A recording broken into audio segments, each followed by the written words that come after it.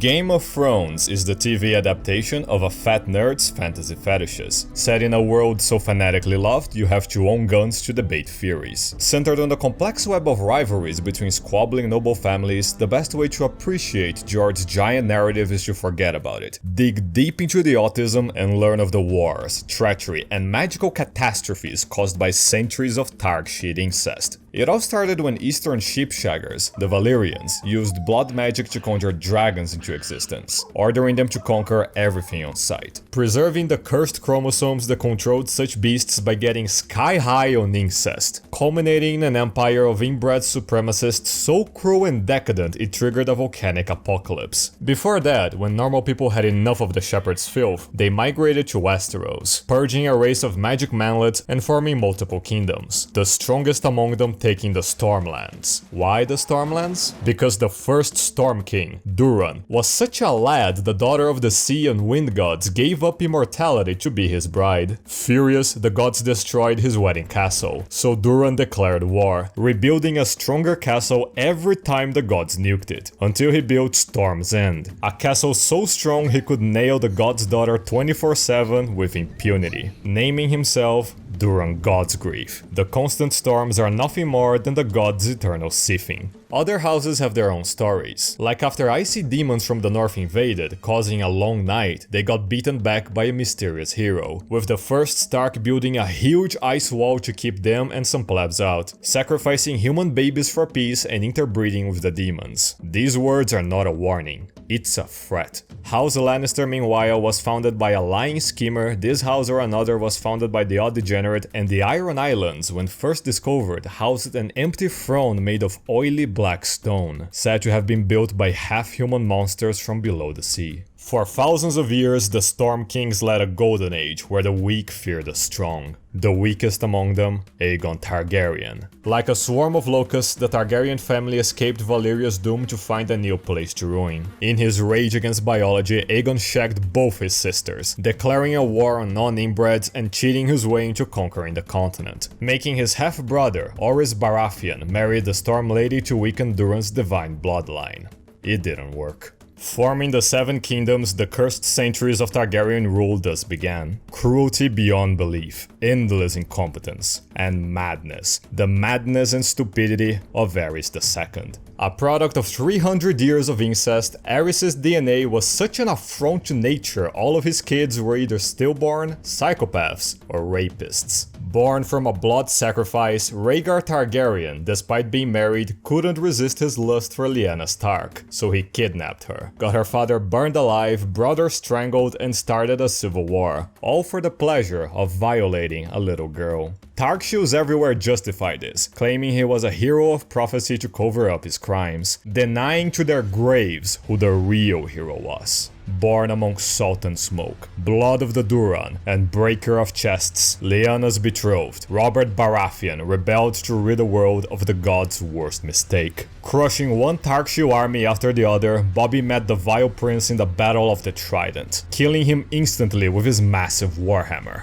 The Mad King dying as many Targs have, killed for ordering a massacre. His evil spawns escaped east, Rhaegar's own were crushed, and Lyanna gave birth to a Targ rape baby, of whose identity Ned keeps secret, unable to cope with his shame. After you've absorbed all of that, including that the East is completely filled with eldritch gods, you'll be ready to start. Game of Thrones begins 17 years after Bobby B saved the world. Without his beloved, he spends every day drinking and making bastards. Ruling the North, Ned Stark tells everyone Lyanna's rape baby is his bastard, Jon Snow, letting him join a prison colony tasked with protecting civilization from the savages up north, who united under one king to flee the horrible conditions of their homeland. Serving as the king's hand, Ned dismisses Bobby's prophetic warnings, foretelling of the day the Targs would ravage Westeros with foreign hordes if they aren't killed. Meanwhile, said Targs plot vengeance, the eldest marrying his sister Daenerys to a warlord, planning to soon ravage Westeros with his foreign hordes, only for Daenerys to lead to both of their deaths and make a blood sacrifice to hatch 3 dragons. Back in Westeros, Ned discovers incest isn't Targaryen exclusive, the scandal of which getting him beheaded, multiple houses rebel, and Bobby is killed doing exactly what he loved most: killing monsters. The death of the show's protagonist sent shockwaves through the world, getting all even more invested on the ones that are still left. Embracing his duty as the rightful king and the fire god's champion, Stannis Baratheon begins purging the realm of its enemies, starting with his usurping younger brother with a shadow baby, cause the only thing that can beat a Baratheon is inhuman forces. Thus starts the War of the Five Kings, driven by the evil madness of the illegitimate inbred king. Leading the royal forces being Tywin Lannister. Best friends with Bobby's father, he learned much. The day his vassals rebelled against him, he killed them all, shooting hundreds inside a gold mine, flooding it, and writing a song to mock the dead.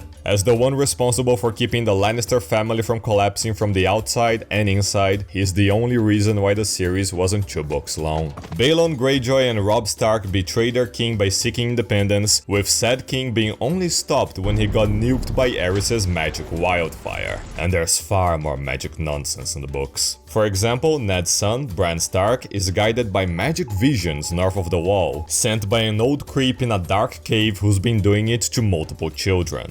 Yes, he's a Targ. His sister Arya travels around the world, becoming a faceless assassin and befriending Gendry, one of Robert's many bastards. Down west, the Iron Islands are taken over by Euron Greyjoy. Commanding a ship of mutilated mutes and mentally raped by the Targ pedo, he plans to cast the world into an eldritch apocalypse to rise from it as a Lovecraftian god, planning to do it by nailing Daenerys, stealing her dragons, and sacrificing thousands at sea. Also warging as his dumb brother's prostitute during sex. For reasons unknown. Speaking of the devil, as the seasons and books pile on, Daenerys steals a slave army, crucifies thousands, and abandons the East in ruins to make the West even worse. The series showing how pointless all this political bickering is at the face of the true enemy. If you're wondering about stuff you haven't seen on the show, it's because I'm focusing on the books. Why? Because the show's quality is directly proportional to George's writing speed. While making season 5, the show's writers ran out of books and just began winging it. Littlefinger, portrayed in the books as a political mastermind, gives up Ned Stark's daughter to skin-flaying traitors for no gain. Stannis the Menace, a military genius, marches his army in plain winter to get frozen, deserted, and ambushed by those very traitors. Bran Stark disappears for a whole season, and on it goes. It's at this point that I would recommend for you to just read the books. Were it not that George can't go a single page without a Bible's worth of food porn. Given the non-canonicity of later seasons and the book that was promised still so far away, the series fandom was thrown into a perpetual war, debating which of their crackpot theories would rule the rest. For example, among the countless Targaryen civil wars was the Blackfire Rebellions, led by Targ bastards. A spy master named Varys plots to place a boy on the Iron Throne he claims to be Rhaegar's son. Many don't believe him, analyzing clues and concluding Bobby's kill list was nowhere near enough. Stannis' daughter, Shireen, has a best friend called Patchface, an eastern fool that got struck down at sea by the seething gods. Once rescued, he had gone mad, speaking in dark riddles of the deep sea. Many say he drowned, being resurrected by an eldritch god to act as his undead prophet. There's distrust for maesters everywhere, an order of highly educated scholars that control most sources of knowledge and communication in the world. The fall of the Targaryens, the death of their dragons, the disappearance of magic. Some enlightened souls claim that they are behind it all. The hole goes even deeper, reaching the bottom with the following.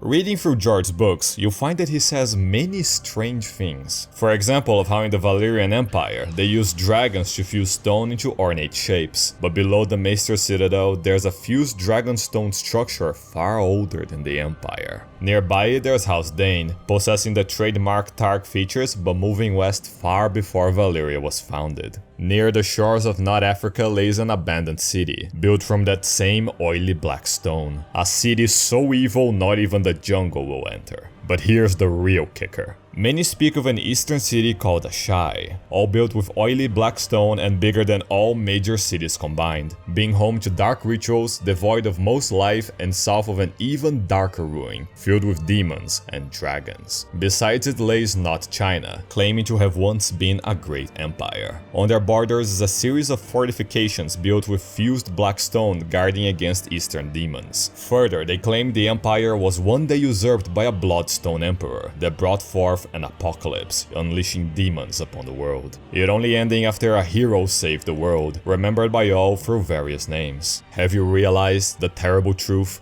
The Empire colonized the West alongside the Deep Ones. The Bloodstone Emperor caused the Long Night. His apocalypse cursed the Black Stones to be the same as the fishes. Ashai is the Empire's ruined capital. The Far East and North are connected. Euron will mimic the Bloodstone Emperor, and it all collapsed cause it was ruled by ancient Targ shits. George's world-building skills are something to behold. As the shows and books diverged, many speculated which of the aforementioned theories would be legitimized in the show. It would after all be based on Martin's intended ending, and what an ending it was. Throughout the latter seasons, it becomes increasingly obvious what the show's directors spent their paychecks on. In the North, Bran Stark becomes a magic robot, downloading the old god's pedal hive mind and losing all personality. Euron Greyjoy, harbinger of the apocalypse, is portrayed as a horny pirate that cock-jokes his way into ruling the Iron Islands, all for his never-ending quest to taste royal pussy. Said pussy, after getting humiliated by the city that despises her, nukes their religious leader, her popular rivals, and illegitimately usurps power. And for that,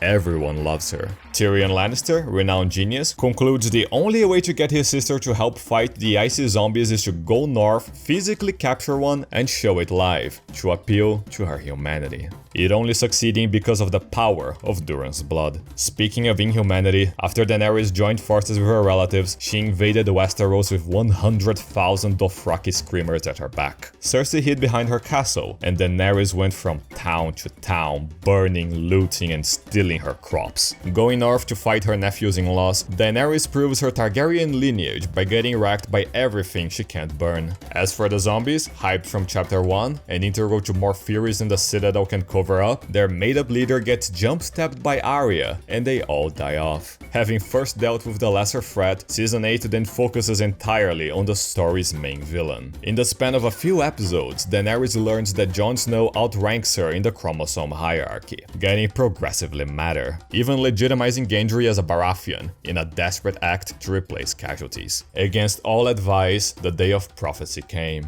Daenerys stormed into the capital with her last dragon, took over the city, and just started burning it down anyway, killing hundreds of thousands for the sheer joy of hearing them scream. Among the ruins and corpses, she holds a military parade, dressed in black, to red banners and demonic wings, proudly claiming her intention to conquer the entire world. This wasn't received well. They hated the writers because they told them the truth. Concluding a decade's worth of television, D&D wrap up all of George's dangling plot threads in the worst way possible, with the dragon tyrant dying exactly as she lived, just like her father. The Starks seize control of Westeros, with the lords electing their crippled psychic weirdo as their immortal god emperor, who then proclaimed aloud he knew the future and just let it all happen. In short, Game of Thrones is a cautionary tale about the dangers of incest, written by a man increasingly desperate to contain his worst impulses, doing it all as training for his grand masterpiece, Elden Ring. It's great. The series too. Highly recommended before you watch HBO's next series. It's all about Targ shits killing each other. This review was funded by House Baratheon, Stormlanders donating the loot from overthrown dynasties and hunting expeditions. Subscribe for more. Patreon Discord now open. See you there.